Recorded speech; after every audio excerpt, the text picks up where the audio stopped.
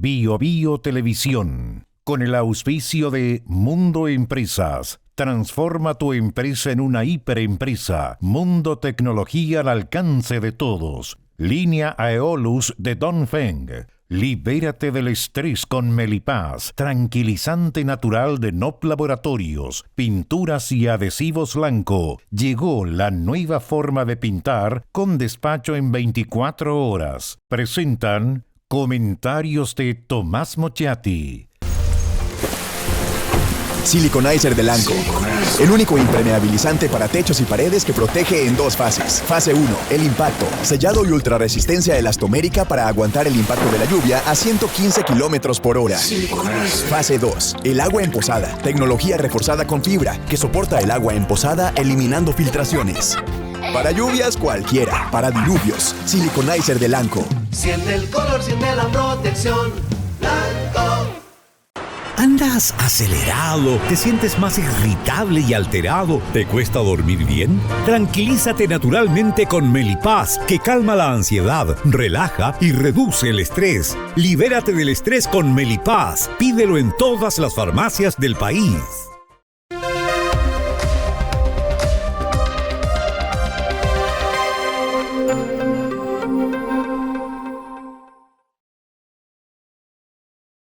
Se ha iniciado la campaña política legal.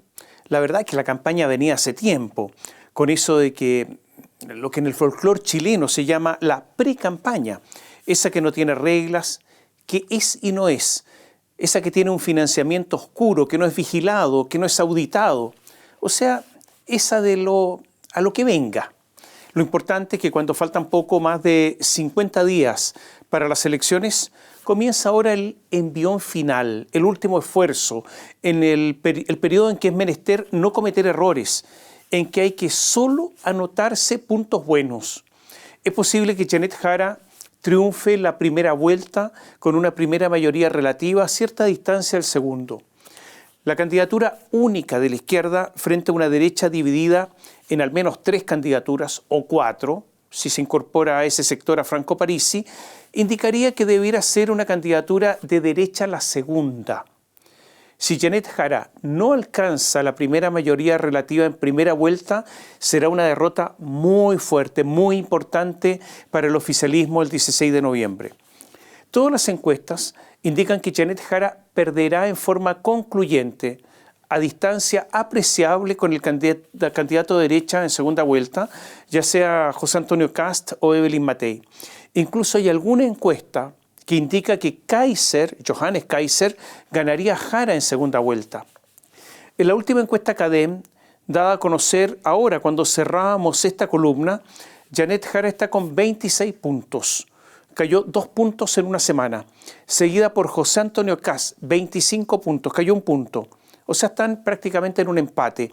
Y después les sigue a ellos Evelyn Matei con 18 puntos. Aumentó 2 puntos en una semana. La diferencia entre Kast y Matei es apreciable. 25 contra 18. Y 7 puntos de diferencia es importante. Franco Parisi está con 11 puntos. Johannes Kaiser con 8. Harold May Nichols con 3. Subió 1 punto. Marco Enrique Sominami no repunta, sigue pegado en el piso, en el suelo, casi en el subterráneo, con 1 punto. Y empata, ¿quién lo diría?, con Eduardo Artés, que también tiene 1 punto. En segunda vuelta, como les decía, vencen ampliamente Kast a Jara, con una diferencia de 11 puntos. Matei a Jara con una diferencia de 14 puntos. Parisi empata con Jara y Kaiser pierde con Jara por 1 punto. O sea, Kaiser incluso en la encuesta CADEM está dentro del error estadístico. Están prácticamente empatados con Jara. Eso indica lo mal que está Jara aspectada para la segunda vuelta. La lucha por la presidencia, por lo tanto, se decidiría por ahora en la primera vuelta, entre Kast y Matei. Ese día, 16 de noviembre, primera vuelta, podríamos saber ya más o menos quién es el presidente de Chile, con todas las cuestiones que podrían aparecer sorpresivas. A menos entonces que haya errores monumentales, sorpresas históricas, así están las cosas y así serían las cosas. Esto reafirma que esas dos derechas, como ha ocurrido en España, están luchando por su supremacía. En España, recordemos, el Partido Popular con Vox. En Francia, la derecha llamada golista, que es la derecha tradicional, está convertida en facciones mínimas y la voz cantante la lleva la agrupación de Marine Le Pen, que es la derecha similar a Cast.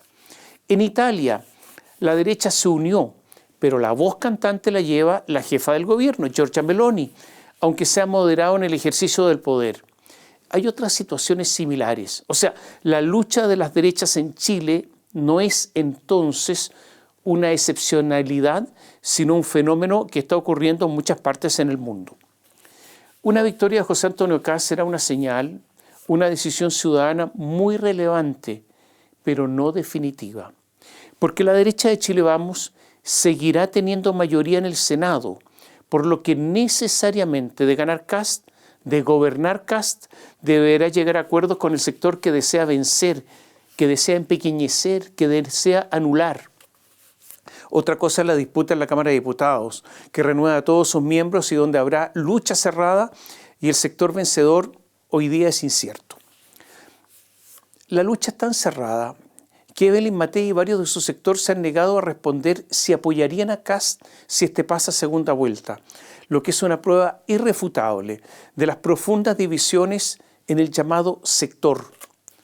Kast ahora ha dicho que sí apoyará a Matei si ella está en la segunda vuelta, pero para él, para Kast es fácil decir eso. Incluso es conveniente decirlo, porque hoy está ganando. La disputa es tan difícil, tan disputada, que la derecha de Chile Vamos ha utilizado el argumento de la izquierda para socavar a Kast.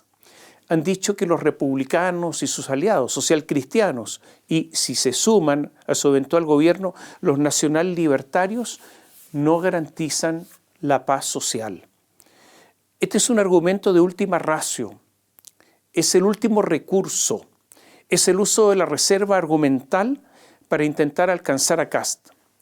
Que una derecha diga a la otra que no puede gobernar porque ellos serían causantes de la ausencia de paz social está en el límite, porque casi duda de la legitimidad de esa derecha. Después de estas declaraciones, planificadamente pronunciadas, la brecha entre las derechas se ha acrecentado.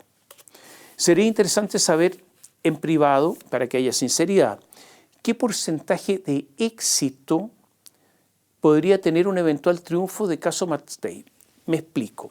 Sería interesante saber con sinceridad ellos, la gente que está con Kast, la gente que está con Matei, qué porcentaje de éxito creen que va a tener el gobierno de quien apoyan.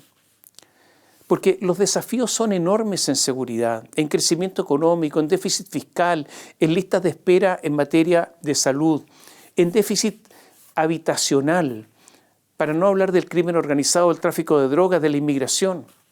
Y con una oposición, no hay que ser pitonizo para afirmarlo, que será dura, que será implacable. Digo esto porque no vaya a ser que nos encontremos con un gobierno sin aliento, al poco andar, con promesas incumplidas, con incapacidades manifiestas.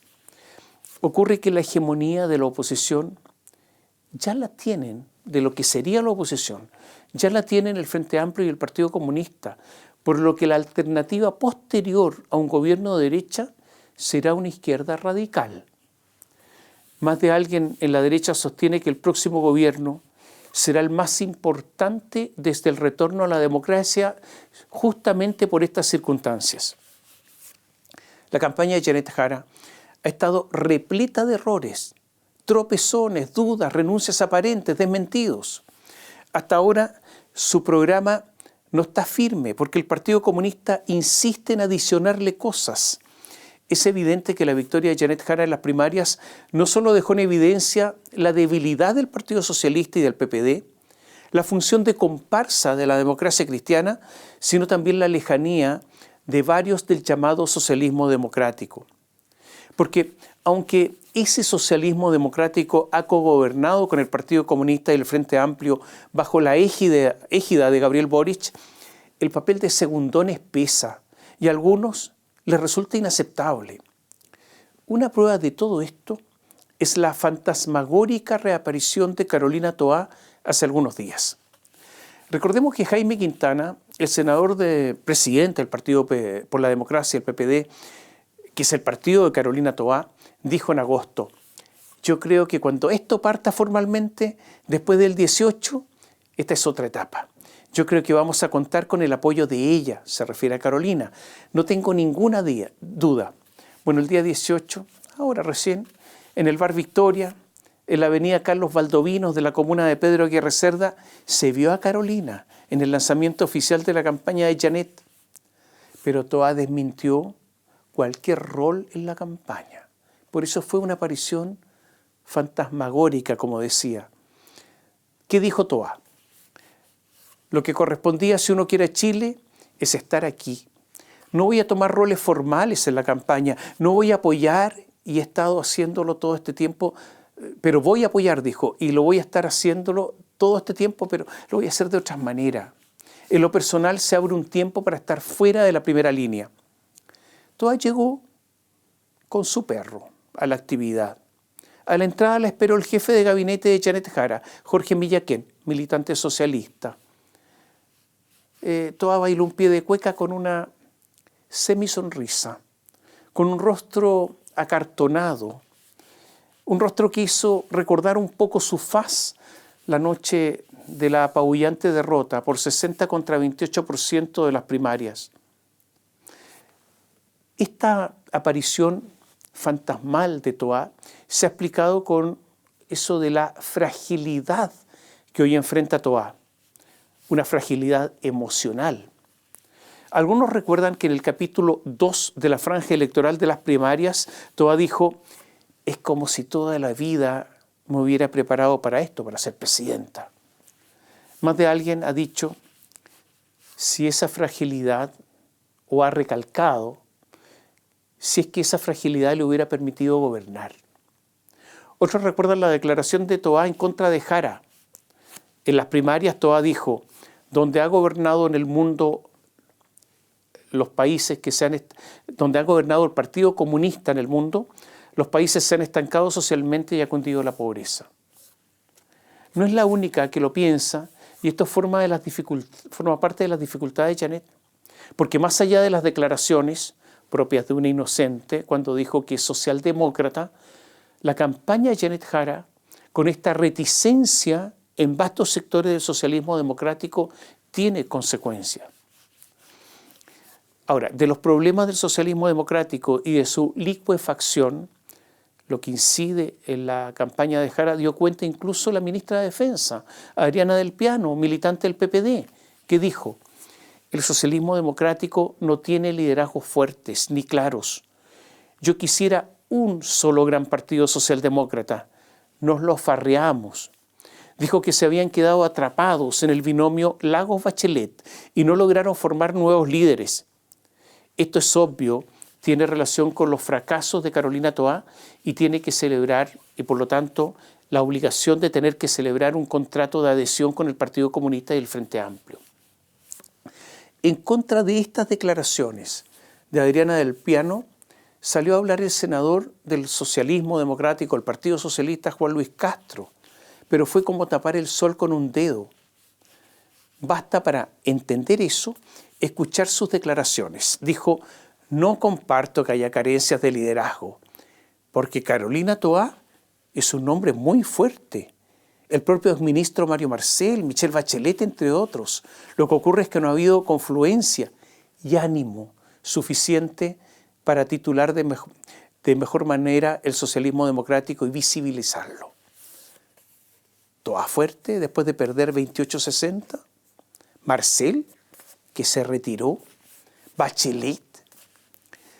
La declaración del senador Juan Luis Castro, en forma suave y amable, se lo digo, la podemos calificar de voluntarista.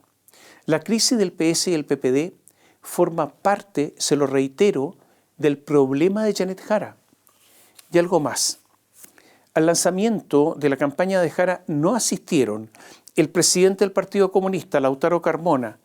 Él dio parte de enfermo, dijo que estaba enfermo. Y su segunda, Bárbara Figueroa, ella dijo: mira, en realidad tengo que hacer otras cosas. me tengo que dedicar a otros asuntos. O sea, tengo problemas de agenda. Solo estuvieron los senadores comunistas Daniel Núñez y Claudia Pascual. Algunos hablan de distancia estratégica al Partido Comunista.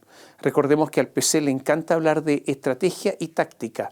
Otros dicen que en el PC dan por perdida a Jara en la elección y que no vale la pena jugarse por ella y por un programa en el que tendrán que ceder en asuntos que para ellos son vitales.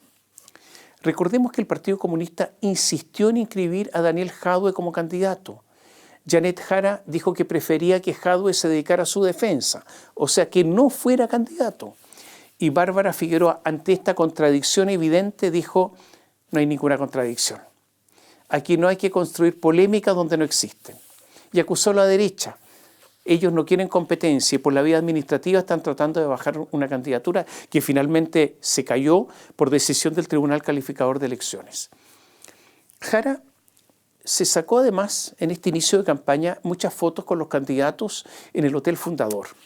Fue una sesión agotadora, con muchas instantáneas, sonrisas actuadas, cercanía en muchos casos más bien artificiales. Son las fotos para los volantes, para los flyers, para las palomas, para las campañas en las plataformas digitales.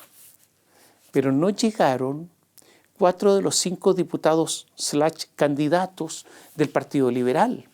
Los ausentes fueron Luis Maya, quien va a la reelección por el Distrito 1, Sebastián Videla, Distrito 3, Alejandro Bernales, Distrito 26, y ni más ni menos que Vladimir Osevich, que ha sido el parlamentario estrella del Partido Liberal, el que fue presidente de la Cámara de Diputados, quien apuesta por ahora a llegar al Senado en representación de la región de Arica y Parinacota. El diputado Sebastián Videla dijo con desparpajo a La Tercera: yo como independiente me enfoco en mi candidatura como diputado, no en apoyo de otras candidaturas. ¿Cuáles son las otras? La de Janet Jara, así la trató. Tampoco llegaron el militante liberal Rodrigo Rettig, que compite en el Distrito 11, y el ex militante de Amarillos por Chile, Eugenio Tuma, quien postula por la Araucanía al Senado como independiente, pero en cupo del Partido Liberal. Ninguno de ellos llegó a sacarse la foto con Janet. La que sí se sacó la foto, para ser justos, es la diputada liberal Viviana Delgado, quien va a la reelección en el Distrito 8. Y aquí hago un paréntesis, porque el Partido Liberal chileno ha sido duramente criticado por la Internacional Liberal, la que agrupa partidos y movimientos políticos liberales en el mundo. En esa organización mundial está también Evópoli. El presidente de la Internacional Liberal, Karl-Heinz Paquet, dijo que nos oponemos firmemente a los principios del comunismo y su historial de regímenes autoritarios alrededor del mundo, los que repetidamente traen restricciones a la libertad y graves violaciones a los derechos humanos, documentadas por varios organismos internacionales. O sea, la ambigüedad del Partido Liberal chileno está llegando a su fin, porque ya lo están viendo internacionalmente. Tampoco estuvieron para sacarse la foto junto a Janet el diputado Tomás Lago Marcino del Partido Radical, el expresidente de la Cámara de Diputados, el demócrata cristiano Ricardo Cifuentes y Juan Carlos Pollo Valdivia, que va de candidato independiente pero en cupo DC. Ellos tampoco quisieron sacarse la foto. El senador José Miguel Insulza, que ha hecho de la ambigüedad un estilo de vida política. Tampoco se sacó la foto con Jara, pero aclaró que sí lo hará, pero en algún futuro. Ahora, para que las cosas queden claras, los otros candidatos, fuera el diputado Videla del Partido Liberal, dijeron que no se sacaron la foto con Jara porque ese día estaban lejos, digamos físicamente lejos, para que a nadie le quepan dudas, y que no, como estaban lejos, no alcanzaron a llegar. Hablábamos antes de las confusiones de Janet Jara. El 10 de noviembre de 2022, Gabriel Boric, refiriéndose al atentado al molino Grolmus en la provincia de Arauco, dijo que ha habido ahí en ese lugar, en esa región, en la región de la Araucanía, en la provincia de Arauco, actos de carácter terrorista. Janet Jara dijo recién que eso de actos de carácter terrorista lo deben calificar los tribunales, no los presidentes de la República, ni menos los candidatos. O sea, una diferencia con Gabriel Boric. Yo creo que está equivocada Janet. Janet Jara deberá mejorar su desempeño en los debates. En el de Chilevisión se le vio mal preparada, enojada, incluso yo diría ensimismada. Es verdad que la imagen pública de la Janet sonriente, amable, tolerante, no es real. Ella es dura, ella es implacable, ella es irónica, a veces hiriente. Para ser justos, estas confusiones de Janet que las arrastra todo el gobierno desde sus inicios, todo el gobierno, pero ahora se manifiestan en la campaña. Hace pocos días, la ministra de Defensa, Adriana del Piano, nos referíamos a ella hace un rato, se lo reitero, militante del PPD, dijo: yo no catalogaría la CAM, la Coordinadora Arauco-Mayeco, como una organización terrorista. Ellos tienen un tema histórico con el Estado de Chile, rechazan la intromisión de otro Estado. Es como si la CAM, para la ministra de Defensa, fuera un Estado.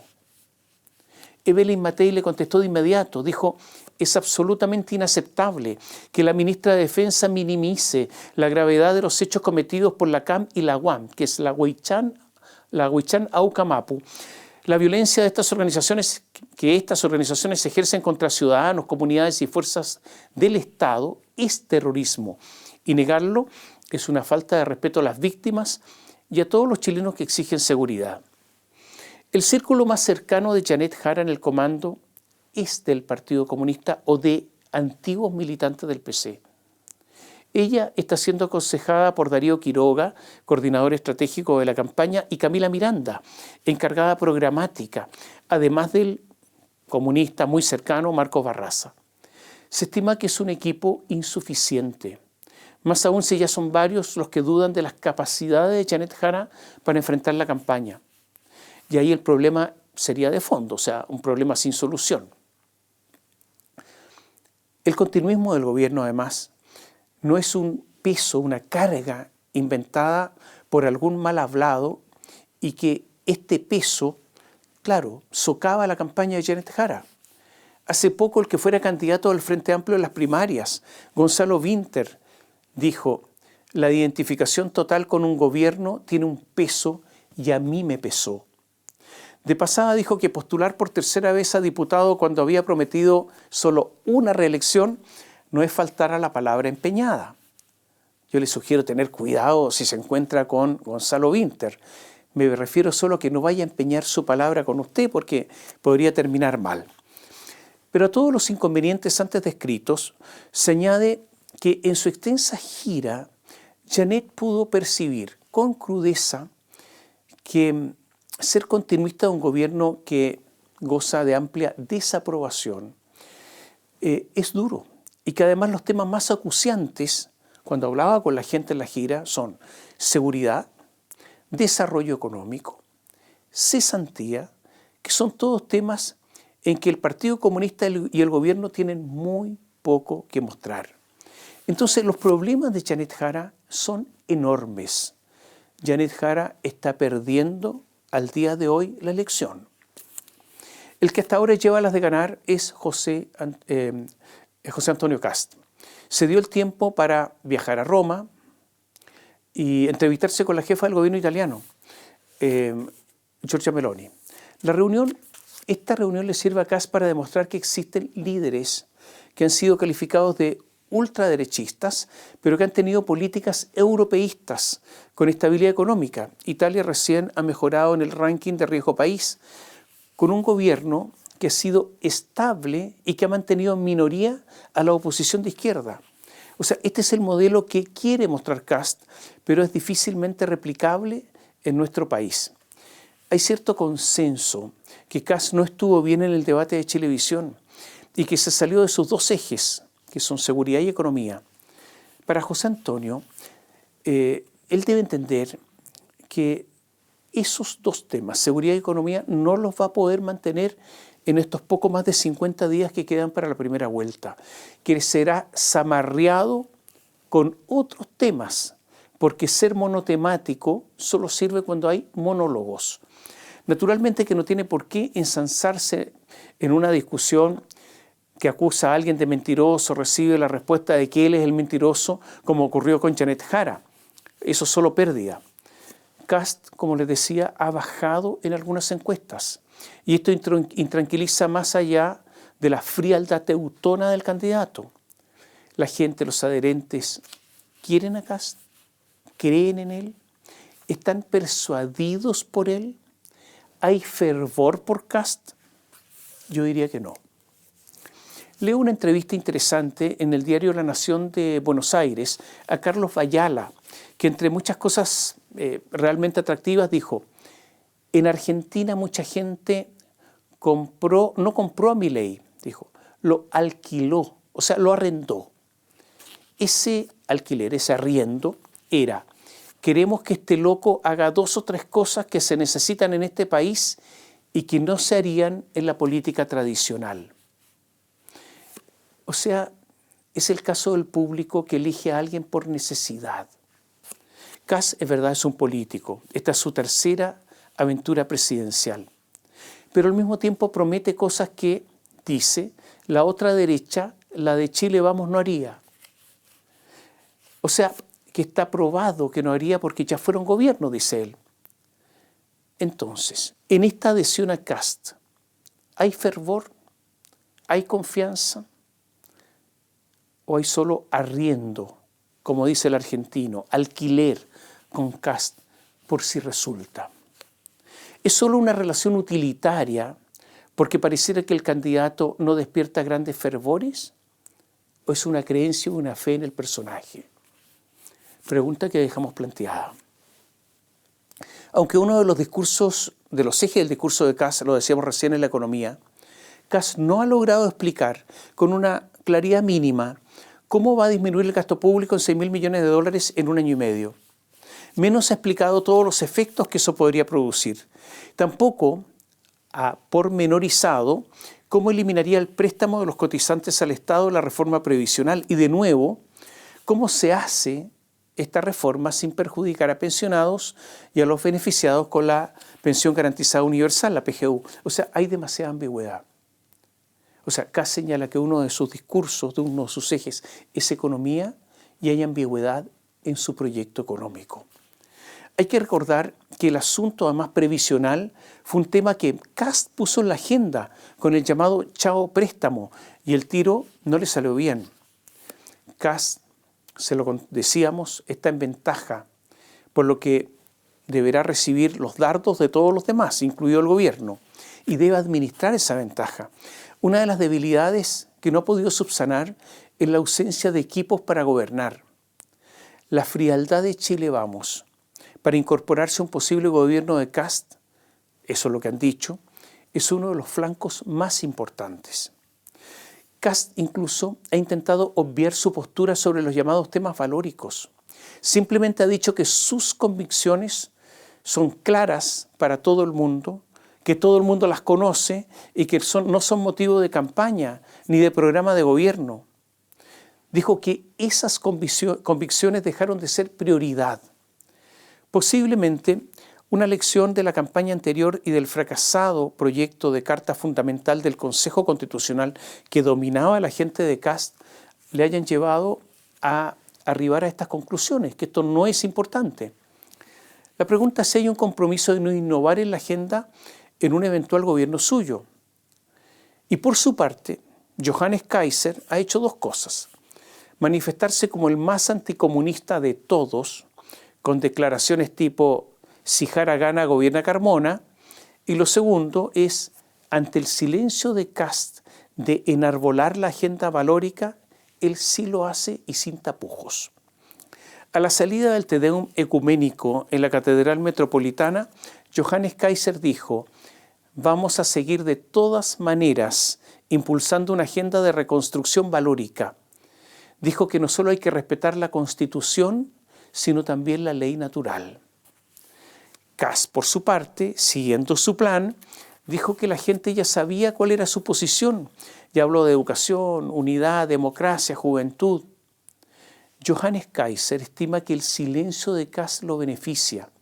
Naturalmente que cree además que en estos temas no cabe el cálculo, porque son de principios, por lo que critica a Kast, su crítica a Kast es una crítica dura. El Mercurio recuerda que en CNN Kaiser dijo, refiriéndose a Kast, lo encuentro un poco lamentable, porque un país funciona en torno a una estructura de valores. Si no vamos a discutir de los valores en tiempos de elecciones, entonces, ¿cuándo vamos a discutir de esto? Kaiser ha sostenido que él está dando una batalla cultural, la batalla contra el mundo woke, que es una batalla que no se debe abandonar. Hans Marowski, que es vicepresidente del partido de Kast, el Partido Nacional Libertario, dice, no lo hacemos por una estrategia electoral, lo hacemos porque es lo que creemos que es correcto. En el fondo recogemos un vacío que deja el Partido Republicano y nos dirigimos a quienes sienten que la derecha abandonó la batalla cultural. Kast, después del Te Deum, dijo, los 4 próximos años son de emergencia nacional.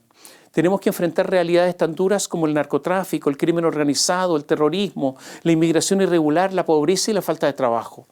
Eso es lo que queremos plantear a la ciudadanía. Lo otro, entonces, lo del aborto, matrimonio igualitario, la eutanasia, responden desde el comando, ya saben lo que pensamos, pero ahí quedan. La posición de Kaiser es usar el flanco abierto por Kast. La posición de José Antonio Kast es no salirse del libreto. Lo que quiere Kaiser es captar parte de los electores de Kast. El problema de José Antonio es que no sean lo suficientes para que Matei lo iguale.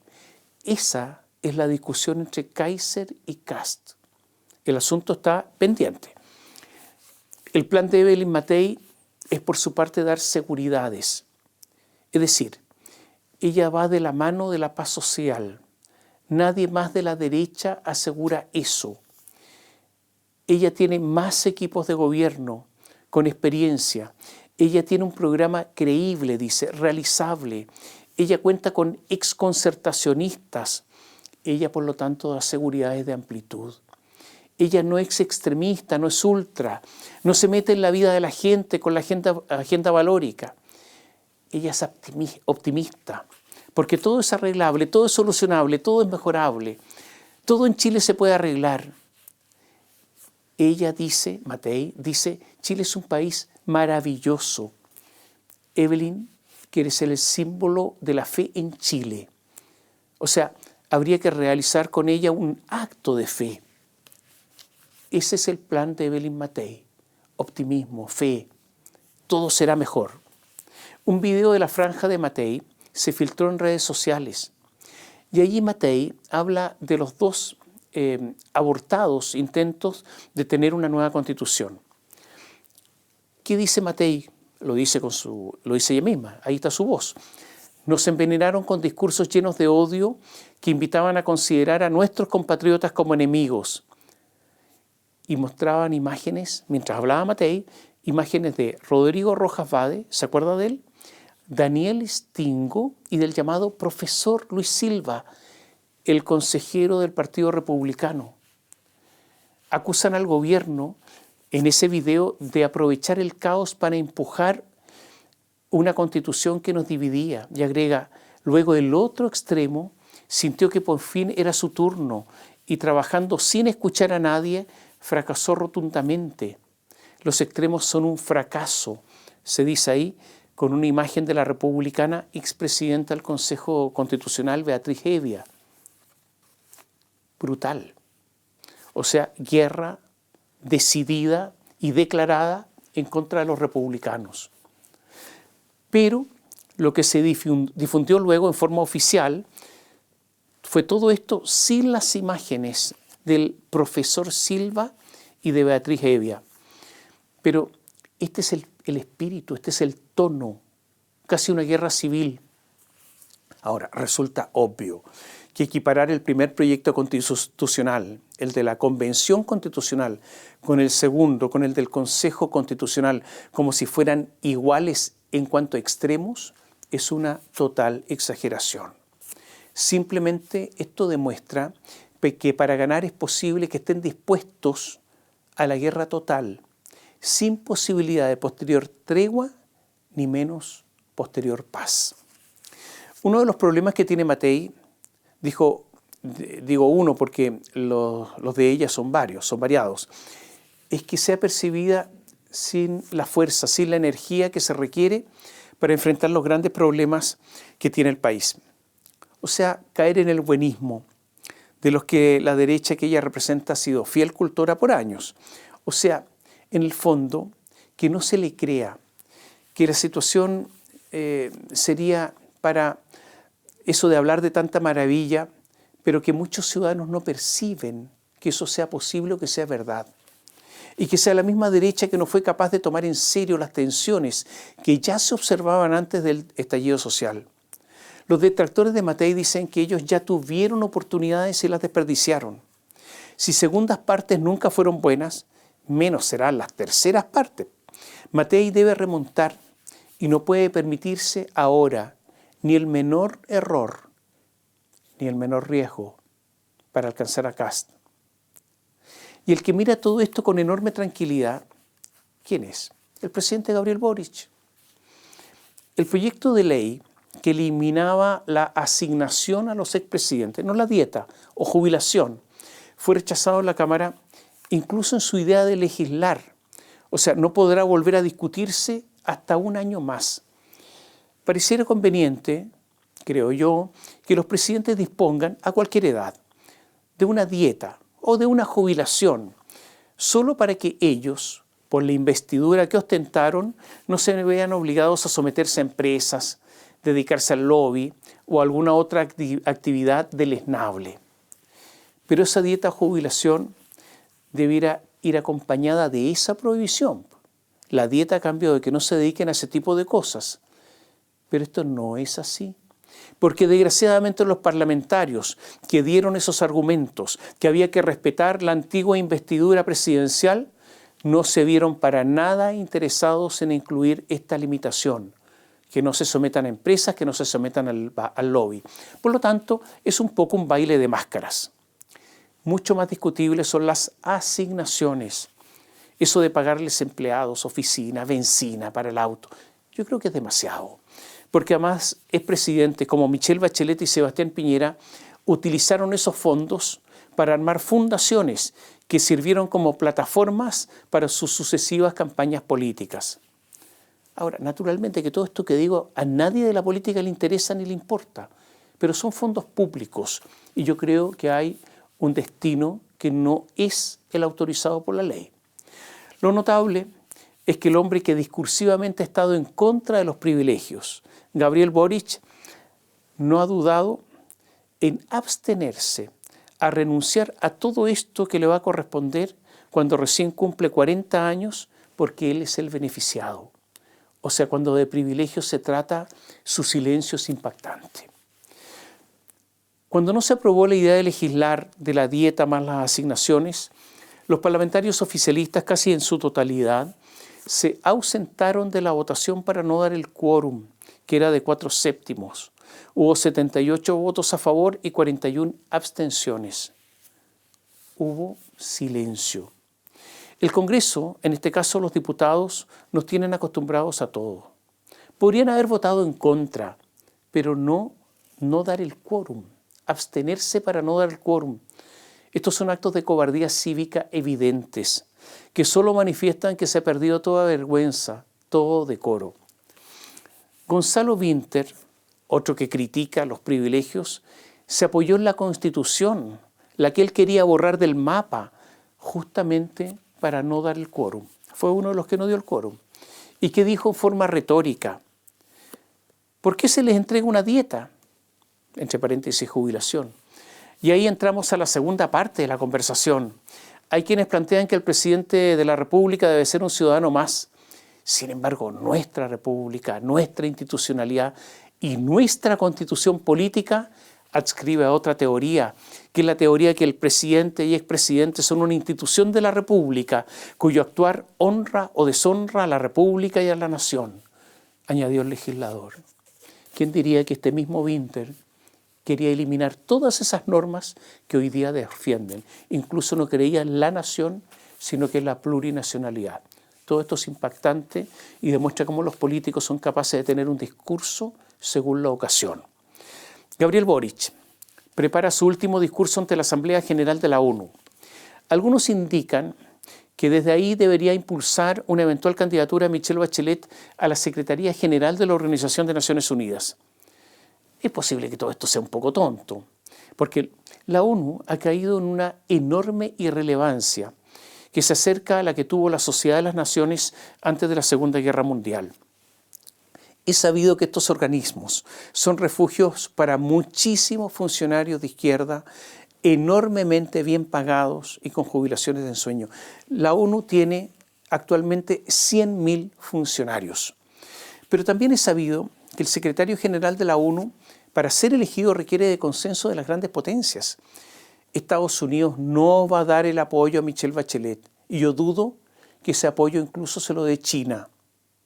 A veces, para salvar las enormes diferencias entre las grandes potencias, se elige un representante de un país chiquitito, un país que no molesta mucho. El actual secretario general de la ONU es Antonio Guterres. Es un socialista que ejerció como político en Portugal. Pero Chile ya no está para jugar esos papeles. Menos con Boric, que no ha perdido ocasión para alejarse de Estados Unidos y de criticar a Trump. Es muy difícil que Trump esté de acuerdo con entregar un cargo tan alto a Michelle Bachelet. O sea, es mejor que Boric no pierda el tiempo. Entre paréntesis, México tiene su propia candidata. Es quien fuera funcionaria de la CEPAL en Santiago, Alicia Bárcena, una amante eterna de Fidel Castro. Esto da para todo. El discurso de Gabriel Boric tiene que ver con el relato, con el recuento de sus logros. Por eso lo de Bachelet no tiene sentido para él. En la ONU, Boric hablará de la tragedia que ocurre en Gaza, de la necesidad de reformar el Consejo de Seguridad de la ONU y de la defensa de la democracia. Sobre Gaza el otro día Boric dijo algo así, que si Dante, me refiero al italiano, hubiese visto Gaza hoy, no habría tenido necesidad de pintar el infierno, lo habría copiado. Claro, Italia ha tenido grandísimos, enormes pintores, por lo que no hay necesidad de agregar otro. Dante Alighieri no fue pintor, es uno de los más grandes poetas que han existido, pero Boric cometió una gaffe increíble. Bueno, más allá de esta gaffe, más allá de este patinazo, Boric prepara en Nueva York la segunda cumbre de Democracia Siempre. Recordemos que la primera se hizo este año en Santiago y de nuevo se verán las caras Lula, Pedro Sánchez, Yamandu Orsi, Gustavo Petro y podrían unirse Claudia Sheinbaum de México, Xiomara Castro de Honduras, Keir Starmer de Gran Bretaña, Mark Carney de Canadá, Anthony Albanese de Australia, Cyril Ramaphosa de Sudáfrica y Mette Frederiksen de Dinamarca. Si esto ocurre, al menos con muchos de ellos, esto será un gran éxito para Gabriel Boric. Aunque habría que ver cómo esto tiene continuidad en el tiempo. Es común que en política internacional ocasiones son solo una noche de verano. Boric además tiene viaje a Roma, ir a ver al Papa, a León XIV, en una visita más protocolar que otra cosa. Se estima que en ese viaje a Roma no va a pedir entrevistarse con Giorgia Meloni. Gabriel Boric tiene además otra agenda posible, la asistencia a la PEC en Corea del Sur, a la COP30 en Belém, en Brasil, e incluso podría ir a Sudáfrica. O sea, como usted ve, aunque no vaya a todas estas reuniones, Gabriel Boric comienza a alejarse de la política contingente de Chile. Lo que no cayó nada bien en el gobierno es el IPOM, el informe de política monetaria del Banco Central, que señaló que el alza del salario mínimo y la jornada laboral de 40 horas tiene que ver con la alta cesantía que hay en el país. Este es un informe técnico. El presidente dijo que no estaba de acuerdo con ese informe, pero no entregó ninguna razón técnica. Después de esto, hubo una coordinada ofensiva oficialista contra el Banco Central desde el gobierno y desde los parlamentarios del oficialismo.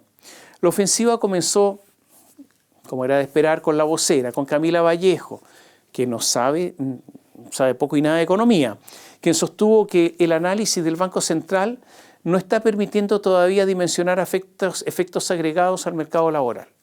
Esa fue la declaración. El ministro del Trabajo, Giorgio Bocardo, dijo en CNN que sus equipos técnicos y los del Ministerio de Hacienda se habían comunicado con el Banco Central sobre este IPOM y los impactos en el empleo. El Banco Central, según la segunda, desmintió a Bocardo. Señaló que respecto de reuniones para discutir aspectos específicos del recuadro del IPOM sobre temas laborales, hasta ahora no se ha recibido una solicitud formal. Toda una discusión y todo mensajes comunicacionales. Es que le pedimos una reunión, no ha habido ninguna petición. Todo esto para tratar de aminorar la crítica del Banco Central. La economista Andrea Repetto, que es una economista cercana al gobierno, fue más sincera. Dijo que Boric formuló un reparo de carácter político, no metodológico. Bueno, pero lo que habla el Banco Central es de economía, de metodología. Ahora, ¿qué es lo que dijo Andrea Repetto? Que no hay que esperar fundamentos económicos en lo que diga Gabriel Boric. Lo que no se entiende es que un economista como Repetto haya salido a decir que lo que dijo Boric era político, porque eso le corresponde a un político. Raro lo de la Repetto. Mucho más claro fue José de Gregorio, quien ha señalado que las modificaciones en el empleo, la productividad y la tecnología sí afectan la inflación y la estabilidad financiera. Por lo tanto, sí corresponde a que se refiera al respecto el Banco Central. La UDI, ante toda esta discusión, solicitó que se pronuncie el Fondo Monetario Internacional. Ahora, toda esta discusión es muy importante porque hablábamos que el gobierno prepara el relato de los logros, o sea, quiere establecer la huella que va a dejar, la impronta que va a dejar Gabriel Boric. Y el Banco Central en esta materia le rayó la pintura. Todos los gobiernos, incluido este, organizan lo que se llama el Chile Day, una especie de exposición de las bondades del país para convencer a inversionistas para que inviertan en Chile, en este territorio, como diría un frente amplista. Algunos en forma irónica dicen que es una especie de anzuelo para que piquen los inversionistas, un anzuelo que tiene distintas versiones. Algunos dirán que es un caimán, otros una cucharita multicolor, otros preferirán la mosca. Los pescadores entienden qué señuelos hay en este caso, o sea, señuelos de distinto tipo. El ambiente en el Chile Day debe ser de optimismo, a ultranza. Se trata de vender el país, por lo tanto, todo está permitido, todo es buena onda, todo es buena vibra. Los extranjeros deben ver un país unido, sin mayores diferencias. Aquí no hay tanta oposición y gobierno. Frente a los extranjeros, somos un solo equipo. Hay temas tabú, el estallido social, la militancia comunista de Janet Jara y otros asuntos que no pueden empañar la fiesta. El neoministro de Hacienda, Nicolás Grau, dijo a los connacionales presentes: como autoridad, yo a ustedes les agradezco la manera en que hablan del país. Hay algo de provincianismo en todo esto, de inocencia en todo esto. No es un simple tufillo, sino una actitud evidente. Es como una especie de fiesta de jolgorio, una vacación sana, con algo de picardía criolla, guasa, de esa que como consecuencia de este provincianismo que les decía, creemos que otros supuestamente son más tontos, más lentos, más nerd. No se dan cuenta de lo que de verdad ocurre en Chile y nos creen todo lo que les contamos. Hubo 2 Chile Day. Todo esto para aprovechar el viaje. Uno en Madrid y otro en Londres.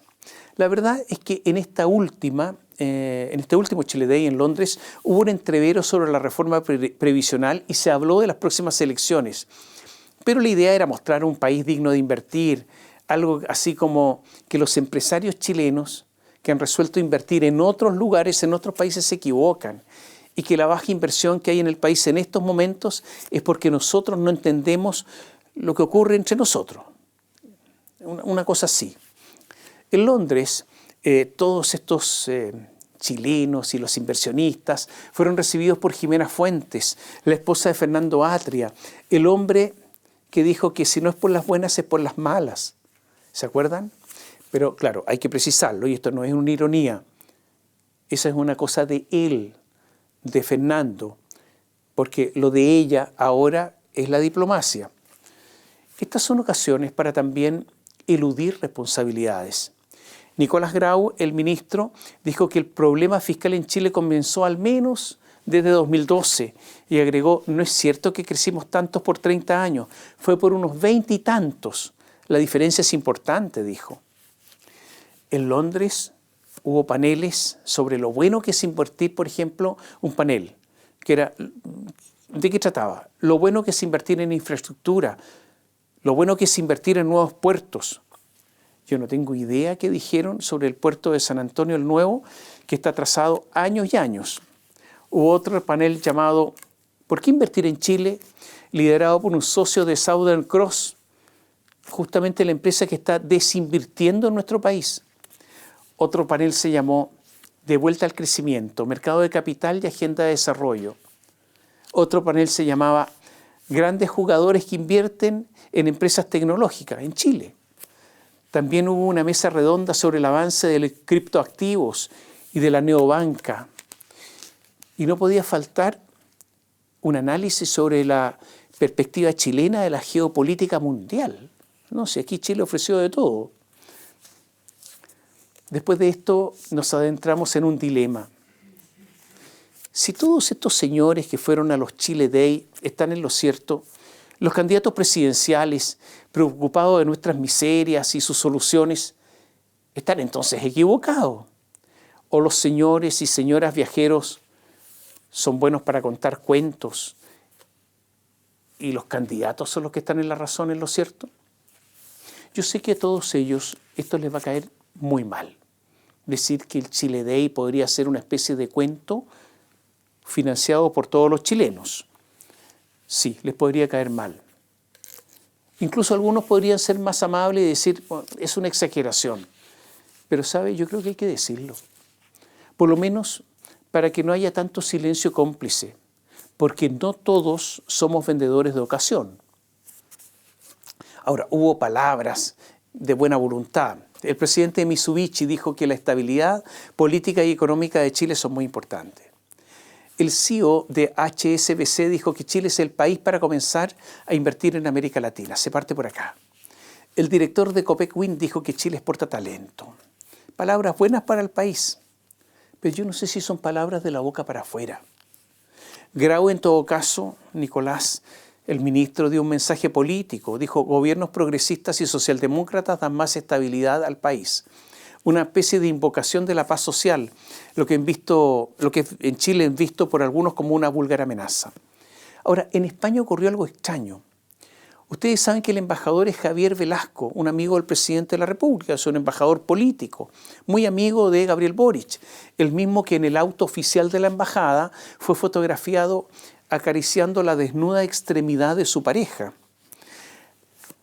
No se le ocurrió nada mejor a Javier Velasco que montar una exposición fotográfica sobre Salvador Allende en la Casa América, donde se hizo el Chile Day.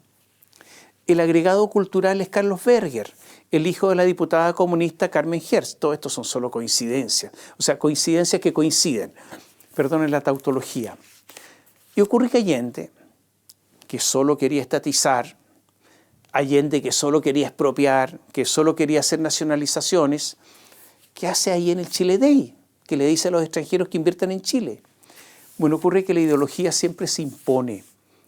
Y Javier Velasco, el embajador, el frente amplista, el hombre simpático, así dicen los que lo conocen, el pragmático, el que ha aprendido harto con la plata de todos nosotros, el que vive en uno de los barrios más caros y opulentos de Madrid, bueno, a la ideología al final no renuncia, aunque sea para dispararse los pies. Se dieron a conocer las últimas cifras de los estados financieros de TVN. Obviamente son más pérdidas. El año pasado, Televisión Nacional perdió 15.065 millones de pesos. En el primer semestre de este año perdió 7.507 millones de pesos. Debe cerca de 65.000 millones de pesos. En enero obtuvo un préstamo avalado por todos nosotros, porque tiene aval del Estado, por 12.000 millones de pesos. Los costos financieros, que son intereses sobre la deuda, saltaron desde 439 millones en el primer semestre de 2024 a 821 millones en igual lapso de este año. O sea, prácticamente se duplicaron. Escuche bien, la deuda de TVN es 3 veces su patrimonio, 3 veces. O sea, TVN no vale nada. Claro, vale para los trabajadores y los políticos que lo tienen capturado a este canal, pero no vale nada. TVN le debe al BCI, con tasa efectiva anual de 1,47%, amortización anual, como amortización semestral y un saldo actual de 42.317 millones de pesos actualmente. Hay un dato importante que no se conocía. TVN le debe a un banco chino, el China Construction Bank, uno de los bancos más grandes de China, y le debe 13.877 millones de pesos. Es un banco estatal, depende del gobierno de China, o sea, depende del Partido Comunista Chino. O sea, el tema de TVN ya no solamente comienza a ser un tema político nacional, sino también político internacional. Y sigo con los chinos. China ya controla buena parte de la red eléctrica chilena. Y todos sabemos que la red eléctrica es infraestructura crítica. State Grid, empresa estatal china, es dueña de la Compañía General de Electricidad y de Chilquinta, o sea, posee cerca del 60% de la distribución eléctrica nacional, además de ser dueña de la generadora Pacific Hydro. Otra empresa china, Southern Power, posee el 28% de otra distribuidora, que es Transelec. La idea de los chinos es ser mayoritario de Transelec, ser controladores. Están en proceso de compra del porcentaje suficiente de Transelec para tener una posición dominadora. Todas estas empresas dependen de un holding estatal de empresas chinas, o sea, no compiten entre ellas. Habrá que ver, frente a este último intento de compra, qué hacen los burócratas de la Fiscalía Nacional Económica y lo que ocurrirá con las presiones chinas. La experiencia de la Fiscalía Nacional Económica en Chile es mala. Han sido los mayores blanqueadores de las fusiones en Chile, permitiendo mayor concentración económica, o sea, menos competencia. Justo lo contrario a sus funciones. Esto también de chinos, pero es algo chiquitito, es particular. Esto está ocurriendo en Valdivia. En Biobío informamos que la Municipalidad de Valdivia, región de Los Ríos, ordenó paralizar la construcción de un mall chino en pleno centro de la ciudad. Están construyendo un mall. ¿Y por qué ordenaron paralizar las obras? Porque no cuentan con permiso de edificación, lo están haciendo a la mala, pero a la vista de todo el mundo. La alcaldesa de Valdivia es Claudia Hartmann, ella es frente amplista y dijo: no voy a descartar acciones legales. Bueno, contamos nosotros que la construcción de este nuevo mall chino sigue en faenas con algunos operarios a pesar de la orden de paralización. Cuando dimos a conocer esta información, fuimos 7 días después a mirar. Y 7 días después informamos que pese a la orden de paralización, a vista y paciencia de todo el mundo y de la alcaldesa Hartmann, las obras continúan. Porque a estos chinos les dio lo mismo. La alcaldesa habla que parece que no le hacen caso. La pregunta es: ¿qué poder tienen estos empresarios chinos para que en pleno centro de Valdivia hagan lo que ellos quieren, violando la ley? ¿Y esa alcaldesa del Frente Amplio habla en serio? ¿O es solo una especie de actuación? ¿O solo una especie de decir algo que no va a ser? ¿Qué presiones hay de los chinos o qué influencia tienen sobre la Municipalidad de Valdivia? Laura Albornoz, apoyada obvio por el oficialismo, se resiste a abandonar la vocería de Janet Jara y ser al mismo tiempo directora de una empresa estatal que es la Empresa Nacional del Petróleo, ENAP. Hay que reconocer que en mayo Laura Albornoz redujo su jornada completa de horas en la Facultad de Derecho de la Universidad de Chile. Tenía jornada completa y hacía no sé cuántas cosas más. Lo de Laura es una actividad laboral incesante, ejemplo de laboriosidad y dedicación que solo puede cumplir una persona con dotes superiores. para agregar más antecedentes, voy a citar lo que dijo The Clinic. Dijo, en agosto de 2024, uno de los programas estrella del gobierno regional, el GORE metropolitano que encabeza Claudio Orrego, promueve empleo mujer. A Claudio Orrego se le ocurren hartos programas. Promueve empleo mujer. Y terminó su primera edición con una serie de charlas magistrales para más de 2.000 mujeres. Laura Albornoz, actual vocera de la campaña de Janet Jara, ex militante demócrata cristiana, por entonces ya era directora de la Empresa Nacional del Petróleo y fue una de las conferencistas de la jornada. La iniciativa fue ejecutada por la Facultad de Economía y Negocios de la Universidad Alberto Hurtado a través de un convenio con el gobierno regional de Orrego que le entregó fondos por 1.900 millones de pesos para esta actividad. Quien cerró el trato con el gobierno regional fue el director de vinculación con el medio de la Universidad Alberto Hurtado, Mauricio Araneda, ex militante de C, quien al igual que Albornoz también ocupa un puesto en la ENAP. Los dos son ex militantes de C, los dos están en la ENAP, los dos hacen estas actividades. Albornoz está contratado en la ENAP como especialista en relaciones laborales. Y sigue CIPER. De los recursos asignados al proyecto gestionado por Araneda, Mauricio Araneda, y financiado por el gobierno regional de Claudio Orrego, casi la mitad, 850 millones de pesos, fueron destinados a pagar un equipo de, en promedio, 15 asesores y profesionales. Este grupo estuvo dirigido por Priscila Corsi, ex candidata a diputada por la democracia cristiana, e incluye al menos a 3 personas que habían trabajado ¿dónde? En la ENAP, en los años en que Araneda ya trabajaba en esa empresa. Incluso una de ellas fue contratada inmediatamente después por el gobierno regional metropolitano de Orrego. Yo me pregunto a estas alturas, ¿por qué Janet Jara no prescinde de una vez por todas de Laura Albornoz? ¿Hasta cuándo siguen con todo esto? ¿No se dan cuenta acaso que la gente ya está cansada de estos políticos con tanto empleo de ocasión tan bien pagados? En Vitacura, en Santa María de Manquehue, hay una inversión que se pretende realizar de 125 millones de dólares. Se pretende instalar en ese lugar, en Santa María de Manquehue, un mall que se llama Senco Mall.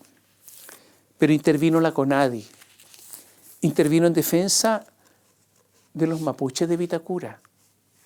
Es verdad, hasta ahora no se tenía noticia de que hubiera mapuches en Vitacura, pero ahora se sabe gracias a la CONADI. La Corporación Nacional de Desarrollo Indígena, CONADI, envió un oficio al Servicio de Evaluación Ambiental para acreditar la existencia de indígenas en Vitacura. Dicen que hay que georreferenciar una ruca. Dicen que hay que transcribir entrevistas con una organización que ahora se sabe de su vivir, que se llama la Asociación Indígena de Gent Winkul. También dicen, la CONADI, esto es verdad, es en serio, dicen que hay que realizar una ceremonia de mapuche. La ceremonia se llama Trafquintún. Esta ceremonia Trafquintún es la que permite materializar un intercambio espiritual para pedir permiso a los antepasados antes de intervenir el territorio y así ver si el mall se puede construir o no. Si los antepasados dicen que no, es no. En eso consiste el Trafquintún. Es cierto, este Trafquintún, esta conversación con los antepasados y lo que le permitiría hacer una inversión en Chile, no estuvo presente en los Chile Day de Madrid y Londres. Porque si habría estado presente, habría aguado la fiesta.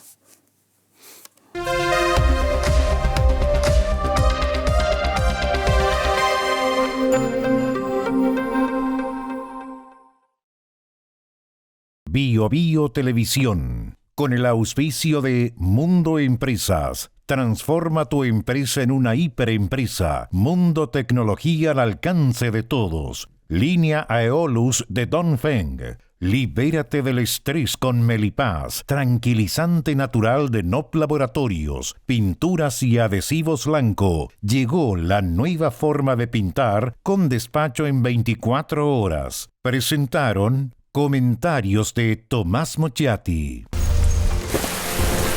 Siliconizer de Lanco.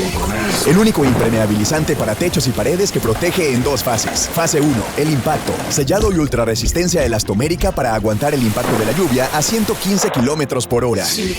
Fase 2, el agua emposada. Tecnología reforzada con fibra que soporta el agua emposada eliminando filtraciones. Para lluvias cualquiera, para diluvios. Siliconizer de Lanco. Siente el color, siente la protección. Lanco.